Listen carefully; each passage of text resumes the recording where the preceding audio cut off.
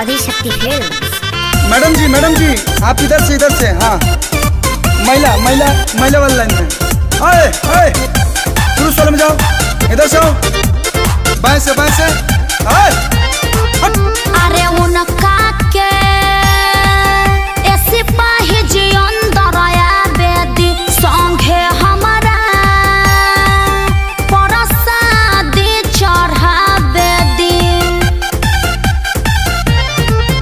अरे उनका के ऐसे पाहे जी अंदर आया बेदी संगे हमारा परसादी चढ़ा बेदी। हर बड़े परेशान बाड़े देखी हैरान बाड़े होला बर्दाश्त न कराओ।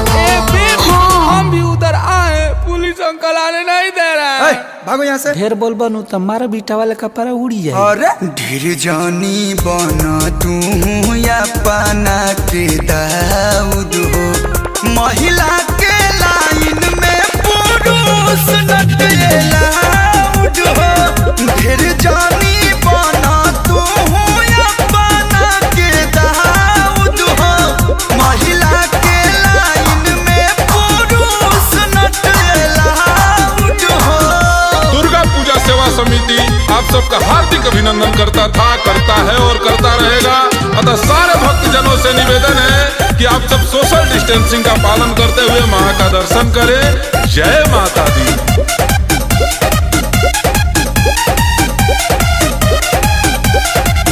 भखले बानी भारा उनका संग ही नरियर फोरे के देखी हो देखाड़ बाड़े 5 बजे भोरे से।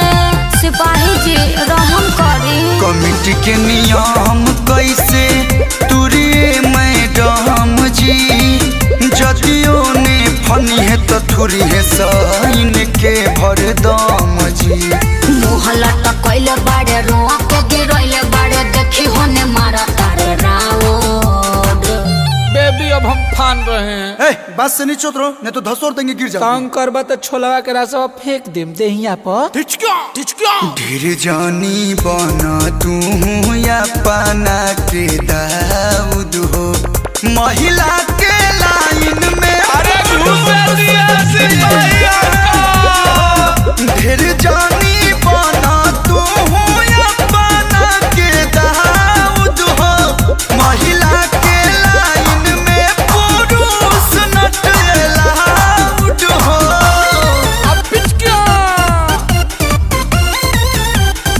अरे रिटायर करैबा काहे प्यास।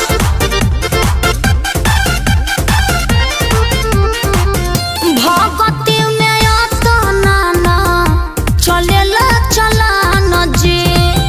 डांटी इनकर काहे सुखवले बानी परान जी। अरे ये आएगा तो सभी लोग आने लगेंगे।